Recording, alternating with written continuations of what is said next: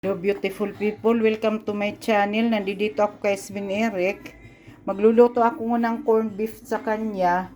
At saka siguro lalagyan ko ng itlog. Ang dami niyang itlog dito.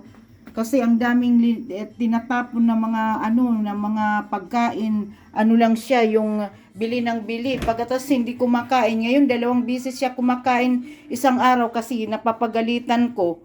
Pero pag mag-isa lang yan, 1 beses lang umano yang kumain.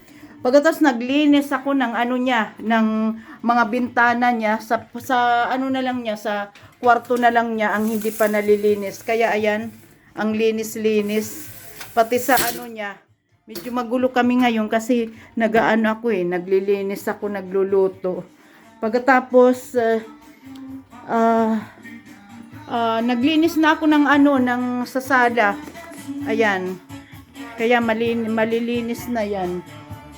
Ayan, sa sala, dyan. Ayan pa yung yung blinds. Ayan, ito. Sa kwarto na lang niya. Okay guys, thank you for watching. Bye-bye.